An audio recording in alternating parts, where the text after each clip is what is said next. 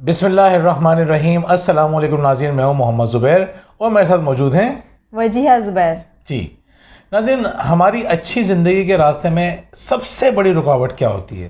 गौर करें। यानी हमारी ज़िंदगी से अगर एक चीज़ निकाल दी जाए, वो रुकावट हटा दी जाए, तो ज़िंदगी बहुत खूबसूरत हो जाए। और वो चीज़ है खौफ। हमारे खौफ। हम डर डर के ज़िंदगी गुजारते हैं, इसीलिए मर मर के ज़िंदगी गुजारते हैं। हमारी ज़िंदगी से अगर ये बेबुनियाद खौफ ख़त्म हो जाए तो हमारी ज़िंदगी खूबसूरत हो जाए। आप सोचें, एक बीवी अगर अपने शौहर से डरती नहीं है, सिर्फ मोहब्बत करती है, तो ज़िंदगी कैसी होगी? अगर औलाद अपने माँ बाप से डरती नहीं है, सिर्फ मोहब्बत करती है, तो दोनों की ज़िंदगी कितनी खूबसूरत होगी। हम जिन जगहों पे काम करते हैं, वहाँ हम सिर्फ मोहब्बत से काम करें, खुशी से काम करें, खौफ से काम ना करें, तो हमारी परफॉर्मेंस कितनी अच्छी होगी, वो इदारा कितना तरक्की करेगा, हम कितने खुश रहेंगे। नाज़रीन, ज़िंदगी के हर मौके पर हम देखते हैं कि खौफ हमारी ज़िंदगी को बुरी तरह मुतासिर करता है और मोहब्बत हमारी ज़िंदगी को खूबसूरत कर देती है। अब प्रॉब्लम ये है कि कुछ ऐसे बेबुनियाद खौफ होते हैं जो हमारी ज़िंदगी को बुरी तरह परेशान कर देते हैं। कुछ हकीकी होते हैं, कुछ बेबुनियाद होते हैं। खौफ बहुत अच्छी चीज़ है, लेकिन बेबुनियाद खौफ बहुत नुकसानदेह चीज़ है, हमारी खुशियों का कत्ल कर देती है। तो आज हम ये बात करेंगे कि माएँ आम तौर पे और बाज़ औक़ात ये खौफ वालिद को भी होता है, बाप को भी होता है। तो ये खौफ क्या होते हैं, हमारी ज़िंदगी को किस तरह मुतासिर करते हैं? जैसे एक बच्चा कहता है ना कि मैं अपने वालिद को देखता था, 25 साल तक वो एक बात के लिए परेशान रहे और जब उनका इंतकाल हुआ उस वक्त तक वो बात नहीं हुई जिसके लिए वो खौफज़दा थे। हम बाज़ औक़ात किसी चीज़ के लिए सारी ज़िंदगी खौफज़दा रहते हैं, वो चीज़ होती नहीं है।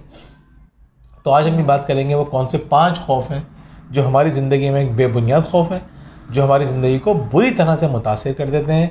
जिन खौफ को अगर हमने हैंडल कर लिया तो हमारी ज़िंदगी खूबसूरत हो जाएगी। तो पहला खौफ हमें बताएंगी वजीहा कि पहला खौफ क्या है। जी वजीहा। जो माओं को आम तौर पे पहला खौफ होता है, माओं को नहीं, मुझे लगता है शायद माशरे के हर शख्स को ये खौफ होता है कि बेटियों के नसीब कैसे होंगे। हमने देखा नहीं, जहाँ हम देखते हैं किसी बेटी की खुशखबरी सुनते हैं ये बेटी हुई है, तो पहली बात मुँह से क्या निकलती है? अल्लाह नसीब अच्छे करें। क्यों? क्योंकि वो खौफ होते हैं नसीब के हवाले से कि हम तो अपने बच्चे की परवरिश इस तरह से कर रहे हैं, हमने अपनी बेटियों को इस तरह से रखा है, पता नहीं आगे आने वाला घर उन्हें किस तरह का मिले। जैसे पिछले दिनों की बात है कि मैंने चावल बनाए और मैं चावलों की डिश जो थी वो मैंने हरमीन को दी कि हरमीन डाइनिंग टेबल पर रख दो। वो डाइनिंग टेबल पर रखने लगी, उसके हाथ स्लिप हो गई और पूरे जो चावलों की डिश थी वो गिर गई। अच्छा, अब हम दोनों फ़ौरन गए, क्या हुआ, कैसे गिर गई? अली और हादिया भी आ गए। तो पहला सवाल हमारा था क्या, कहीं चोट लगी तो नहीं तुम्हें? अच्छा, अली भी परेशान हो गया, हरमीन तुम्हारे पाँव पर चोट तो नहीं लगी? हादिया भी कहने लगी, हरमीन तुम्हारे हाथ तो नहीं हुए? यानी कि हम लोग परेशान थे कहीं वो इतने गर्म खोलते हुए चावल उसको ना लग गए हों। तो थोड़ी देर के लिए मैं सोचने लगी कि अभी इससे चावल गिरे हैं तो हम इतना ज़्यादा उस पर परेशान हो रहे हैं, कहीं इसको कुछ ना हो गया, इसको कोई चोट ना लग गई हो, आगे आने वाला घर पत्नी कैसा मिले इसे कि वहाँ पे इस चीज़ को किस तरह से लिया जाए कि इस दफ़ा तो पूरे चावलों की डिश गिरने पे हमने कुछ नहीं कहा और वहाँ पे कोई छोटी चीज़ भी गिर जाए, नुकसान भी ना हो और पत्नी क्या सुनने को मिले।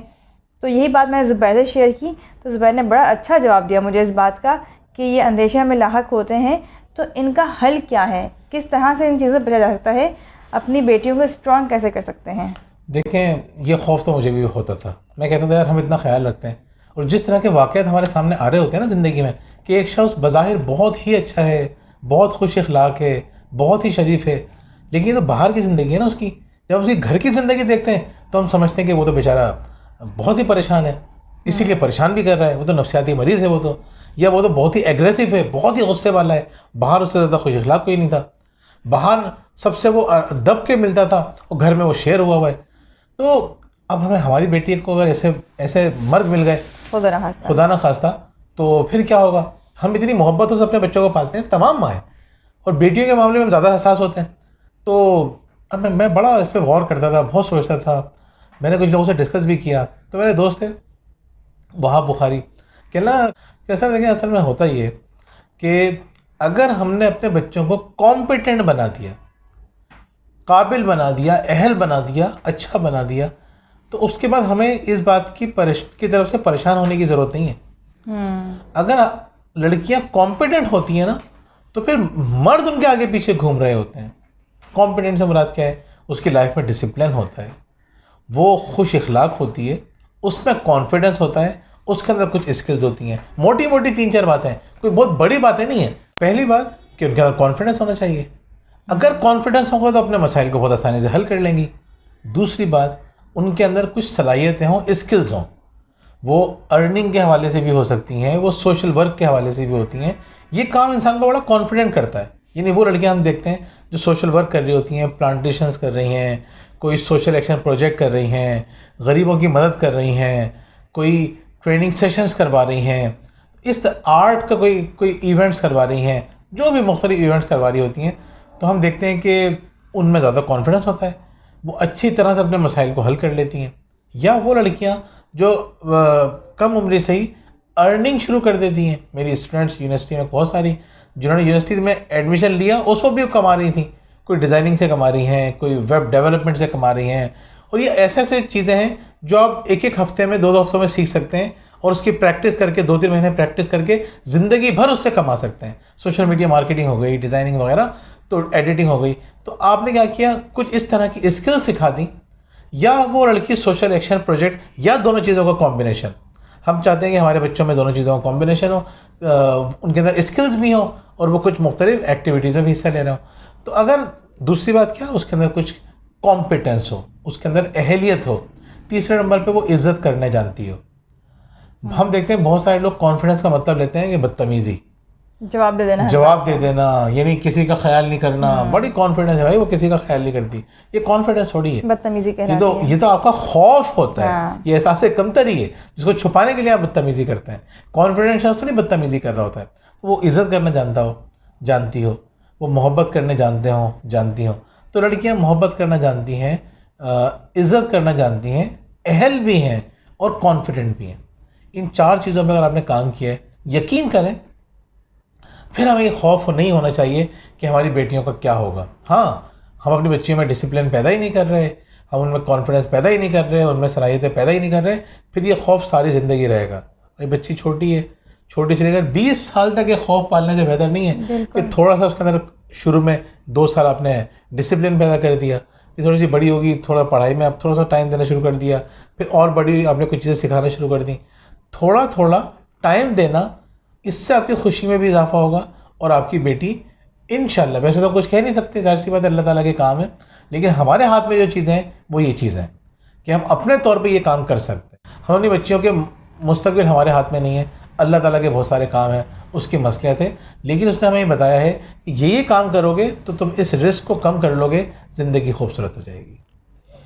जी भैया, बहुत मैंने लंबी तकरीर कर दी। अब दूसरा पॉइंट आप बताएं कि दूसरा पॉइंट क्या है? दूसरा खौफ कि कहीं हमारे बच्चे हमसे दूर ना हो जाएं। अच्छा, इसके भी 2 पहलू होते हैं।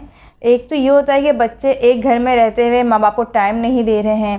पहले माँ बाप टाइम नहीं दे रहे होते हैं, बच्चे टाइम नहीं दे रहे होते हैं, एक घर में रह रहे होते हैं लेकिन एक दूसरे के टाइम नहीं होता है। तो माँओं को ये खौफ होता है कि बच्चे हमसे दूर हो रहे हैं, अपनी बातें शेयर नहीं कर रहे हैं। एक तो ये वाला खौफ होता है, यानी ज़हनी तौर पे दूर होना, बिल्कुल, और एक जिस्मानी तौर पे दूर होना। यानी दूसरा खौफ ये होता है कि बच्चे हमें छोड़ के ना चले जाएं। अच्छा, बेटियों को तो मालूम ही होता है कि उनको जाना ही होता है, लेकिन बेटों के मामले में ये होता है कि अभी तो हमारा इतना कर रहे हैं, ऐसा ना हो कि शादी के बाद बदल जाएं। अच्छा, दूसरी बात ये भी होती है कि हमने देखा है बहुत ज़्यादा ये कि सोशल मीडिया पे, जैसे आपने फेसबुक देख लिया, व्हाट्सएप देख लिया, कि इस पे लोग शेयर करते हैं चीज़ें, तो उसमें क्या चीज़ हम बहुत ज़्यादा फैला रहे हैं कि बेटियां जो हैं वो तो माँ बाप से बहुत मोहब्बत करती हैं, लेकिन बेटों को मोहब्बत नहीं होती है। ऐसा नहीं है, माँ बाप भी ये समझने लगे हैं कि बेटियां तो अपनी होती हैं, बेटे पराए होते हैं। यानी मामला उल्टा हो गया। पहले हम कहते हैं बेटियां पराई होती हैं, बेटे अपने होते हैं, लेकिन अब हम कहते हैं बेटियां अपनी होती हैं, बेटे पराए होते हैं। शादी होने की देर है, फिर तो हमें पलट के देखना ही नहीं है हमें। अच्छा, उससे पहले भी हम यही कहते हैं कि हमारी बेटी को तो बहुत एहसास है हमारा, हम की तकलीफ़ में होते हैं, वो पूरे दिन परेशान रहती है, रोएगी, परेशान होगी, हमें बार बार एहसास दिलाएगी कि वो हमारे साथ है। और बेटे को, उसको तो परवाह ही नहीं है कोई कि कुछ भी हो जाए घर में, ऐसा नहीं है। होता ये है कि लड़कियां इजहार कर देती हैं, मर्द इजहार नहीं कर पाता है, बेटों से इजहार नहीं होता। आप देखें ना कि अगर माँ तकलीफ़ में, बाप तकलीफ़ में हैं तो बेटियां रो पड़ती हैं एकदम से। बेटों का हमने देखा है रोते हुए इस तरह से, बेटे रोएंगे तो हम ही लोग मजाक उड़ाएंगे उनका, रोते नहीं है बेटे, इजहार नहीं कर पाते तकलीफ़ का। हाँ, उनका जहन जो है वो इस चीज़ में उलझा रहता है कि मैं किस तरह से इस प्रॉब्लम को सॉल्व करूँ, मैं किस तरह से इस परेशानी से अपने माँ बाप को बाहर निकालूँ, लेकिन वो बैठ के रोएगा नहीं। अब जब पास बैठ के रो रहा होता है, हमदर्दी कर रहा होता है, हम समझते हैं कि वही हमारा करीब है, वही हमारा अपना है।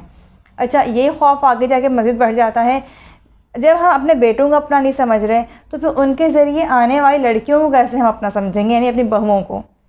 और मैंने ये चीज़ देखी है आम तौर पे कि जिन माओं को ये खौफ होता है ना कि भाई पता नहीं हम शादियाँ करेंगे तो क्या होगा, उनके घर में ज़्यादा मसाइल होते हैं, क्योंकि उन्होंने इस चीज़ को अपने आप को बिल्कुल मेंटली प्रिपेयर किया हुआ होता है कि आने वाली जो बहू है ना वो तो मेरे बेटे को अलग करने के लिए ही आ रही है।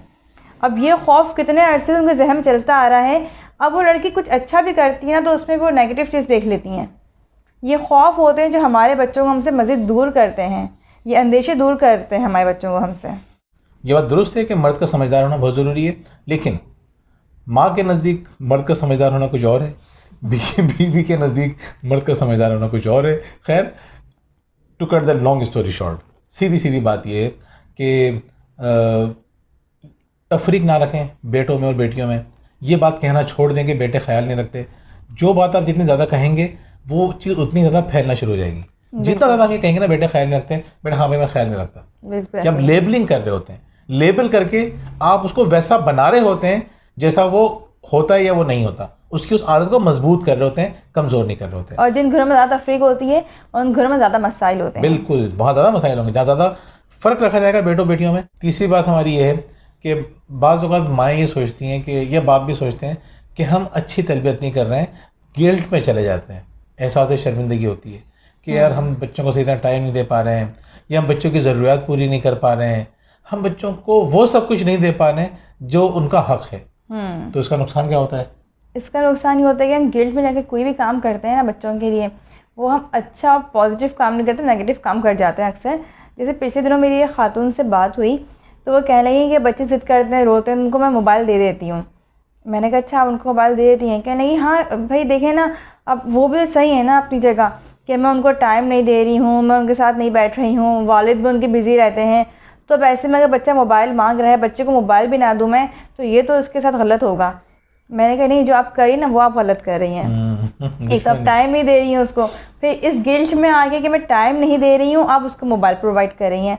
आपको अगर ये गिल्ट है कि मैं टाइम नहीं दे रही हूँ, आप समझ रही हैं आपको टाइम ना देने की वजह से बच्चों में मसाइल हो रहे हैं, तो अपने टाइम को इस तरह से मैनेज करें कि कम से कम दिन में 1 घंटा दें आप बच्चे को, लेकिन आप उस टाइम को देने के बजाय उनको मोबाइल दे के मज़ीद अपने आप से दूर कर रही हैं और उनको दूसरी चीज़ों का मोहताज बना रही हैं। यानी फिर हम कहते हैं ना बच्चे हमसे दूर हो रहे हैं, क्यों हो रहे हैं? वो इसीलिए हो रहे हैं कि हम जो है उनको ये चीज़ें प्रोवाइड करके दूर करें ना अपने आप से। अब बाप हैं, वो सुबह से रात तक काम में लगे हुए हैं, वो अपने काम को जो ज़्यादा अहमियत दे रहे हैं और मजबूरी में उनकी ज़्यादा पैसा कमाना है, फिर वो किस तरह से इस गिल्ट से बाहर निकलते हैं कि बच्चों को टाइम नहीं दे रहे हैं, वो उनको हर चीज़ प्रोवाइड कर देते हैं। बच्चे जो चीज़ मांगी फ़ोन ला कर दे दी, पैसे पकड़ा दिए हाथ में कि बच्चा मेरा खुश रहे, मैं टाइम नहीं दे रहा तो क्या हुआ, मैं ये तो दे रहा हूँ ना उसको। नहीं, बच्चे को आपका टाइम ही चाहिए, आपने उसको टाइम ही देना है किसी ना किसी तरह से। बाद में बच्चा जो ना फिर वो आपको टाइम नहीं देगा ना, वो आपकी चीज़ समझेगा कि ये पैसा कमाने के लिए तो आप टाइम अपना बाहर लगा रहे थे। उनके लिए फिर वही चीज़ें मटीरियल, उनके लिए ये मादी चीज़ें ज़्यादा इंपॉर्टेंट रहेंगी, एहसासात गैर ज़रूरी हो जाएंगे। हमारी सोसाइटी में जो लोग बन रहे हैं मटेरियलिस्टिक, वो क्यों बन रहे हैं? इसलिए बन रहे हैं कि हम उनको टाइम देने के बजाय चीज़ें प्रोवाइड कर रहे हैं इस तरह। चौथा खौफ बड़ा दिलचस्प है, वो ये है कि वालिदैन ये चाहते हैं कि हमारे बच्चों को पसंद किया जाए। उन्हें खौफ होता है कहीं ऐसा ना हो कि हमारे बच्चों को पसंद ना किया जाए। अच्छा, माएँ मानती नहीं ये बात, बाप भी नहीं मानते कि नहीं हमें तो ये खौफ नहीं है, ये तो अजीब सी आप बात कर रहे हैं। जबकि सबको होता है ये खौफ, जबकि सबको खौफ होता है। जहाँ बैठते हैं अपने बच्चों की बातें करना शुरू कर देते हैं, बढ़ा चढ़ा के बता रहे होते हैं, छोटी छोटी अचीवमेंट को और ज़्यादा हाईलाइट कर रहे होते हैं। या उसके अलावा हम देखते हैं कि कोई तारीफ़ कर रहा है अपने बच्चे की, तो हम फ़ौरन अपने बच्चों की तारीफ़ें शुरू कर देते हैं कि अच्छा बाद लोगों को बुरा भी लगता है कि ये क्या बात हुई, हाँ अपने बच्चे की बात कर रहे हैं, वो अपने बच्चे की बात बढ़ा चढ़ा के बताना शुरू कर देते हैं। क्यों? क्योंकि हम बताना चाह रहे होते हैं कि भाई सिर्फ आपका बच्चा जो है ना वही इंटेलिजेंट नहीं है, आपका बच्चा ही जो है शार्प नहीं है, हमारा बच्चा ही बहुत आगे है। हमारा बच्चा ही बहुत आगे। अच्छा, ये जो खौफ है ना, ये हमसे उल्टे सीधे काम करवाता है। हम दूसरों को अप्रिशिएट नहीं कर पा रहे होते, तो हम अब देखें अपने बच्चों की तारीफ़ें करना छोड़ दें, अपने बच्चों में खूबियाँ ज़्यादा से ज़्यादा पैदा करने की कोशिश करें, उन्हें किसी काबिल बनाएं, और जहाँ भी बैठे हैं किसी और के बच्चों में इंटरेस्ट लेना शुरू करें। हम क्या करते हैं, अपने बच्चों की तारीफ़ों में इतने मगन हो जाते हैं कि दूसरों की तारीफ़ सुन भी नहीं रहे होते। तो हमें क्या करना चाहिए, हमें बच्चों की, दूसरे बच्चों की ज़िंदगियों में दिलचस्पी लेनी चाहिए, उनके बेहतरी के लिए कोशिश करनी चाहिए। अपने बच्चों के इस खौफ से बाहर निकलिए कि उनको पसंद किया जाए या पसंद ना किया जाए तो क्या होगा, दूसरे बच्चों में इंटरेस्ट लीजिए और अपने बच्चों में सलाहियतें पैदा करने की कोशिश कीजिए। बिल्कुल। नेक्स्ट पॉइंट, 5वां और आखिरी खौफ कि हमारे बच्चे कामयाब होंगे। ये खौफ भी बड़ा ख़तरनाक होता है। यानी जो पेरेंट्स फाइनेंशियली स्ट्रॉन्ग हैं उनको भी ये खौफ होता है, लेकिन इसके साथ साथ जो पेरेंट्स फाइनेंशियली स्ट्रॉन्ग नहीं होते हैं उनको ये खौफ ज़्यादा होता है, और ये खौफ उनको नुकसान पहुंचा रहा होता है, क्योंकि वो बार बार इस बात का इजहार अपनी औलाद के सामने कर रहे होते हैं कि हम तो ऐसे नहीं गुजारे हैं, तुम ही लोग कुछ कर लो, शायद तुम्हारी वजह से हमारे हालात बेहतर हो जाएं। वो इतना प्रेशराइज़ करते हैं बच्चों को कि उनके लिए कुछ भी करना मुश्किल हो जाता है। एक प्रेशर उनके ऊपर होता है, और प्रेशर में रह के इंसान जो है वो हमेशा पॉजिटिव काम नहीं कर सकता, वो हमेशा अच्छा रिजल्ट नहीं देता है। बात सूरत हाल में हम कह सकते हैं कि अच्छा रिजल्ट आ जाता है सामने, अच्छा रिजल्ट अच्छा हर आने दफ़ा के नहीं बाद आता। अच्छा रिजल्ट आने का नुकसान भी होता है, यानी पर्सनैलिटी डैमेज हो जाती है। हाँ, यानी हमने क्या किया, हमने अपने बच्चों को बड़ा प्रेशराइज किया, देखो हमने अपनी कितनी ज़रूरियात मारी, हमने तुम्हें महंगे से महंगे स्कूल में पढ़ाया, हमने तुम्हें ये कोर्स इतना महंगा करा दिया, हमने एहसाना जता जता के ये क्यों कर रहे होते हैं। हमें खौफ होता है कि अगर ये अब भी कामयाब नहीं हुआ तो क्या होगा। और वो होता क्या है, बाज़ औक़ात बच्चे प्रेशर ले लेते हैं, डर जाते हैं, मेहनत कर लेते हैं और अपेरेंटली बज़ाहिर कामयाब हो जाते हैं, लेकिन यकीन करें ऐसे लोगों को हम देखते हैं आमतौर पर उनकी शख्सियत दब जाती है। दूसरे वो वालिदैन होते हैं जिन्हें इस बात का खौफ नहीं होता कि बच्चे कामयाब होंगे नहीं होंगे, वो बड़ी मोहब्बत से बच्चों की तरबियत करते हैं, उन्हें खुश करने का ख्याल रखते हैं, और उनको दो बातों का ख्याल रखें। जब हम खुशी की बात करते हैं ना, तो ये बात याद रखिएगा, खुश करने का ताल्लुक डिसिप्लिन से भी है। बच्चा अगर डिसिप्लिन है तो वो ज़्यादा खुश रहेगा। तो बच्चे की खुशी का और बच्चे के डिसिप्लिन का ख्याल रखते हैं, इन दो बातों का खास तौर पर ख्याल रखें, यकीन करें बच्चा आपका कामयाब हो जाएगा। परेशान होने की ज़रूरत नहीं है। दो बातें, खुशी और डिसिप्लिन, नज़्म व ज़ब्त, इन दो बातों का ख्याल रखें, बच्चा आपका इंशाल्लाह लाजमी कामयाब होगा। कोई टेंशन लेने की ज़रूरत नहीं है, कोई खौफ दिल में पालने की ज़रूरत नहीं है। नाज़रीन, 5 बातों का ख्याल रखें, यकीन करें आपकी ज़िंदगी भी अच्छी होगी, आपके बच्चों की ज़िंदगी भी अच्छी होगी, आपके पूरे घर का माहौल अच्छा हो जाएगा। ये 5 बातें आपकी ज़िंदगी को खूबसूरत कर देंगी। इंशाल्लाह दोबारा आपसे मुलाकात होगी। बहुत बहुत शुक्रिया। अल्लाह हाफ़िज़। अल्लाह हाफ़िज़।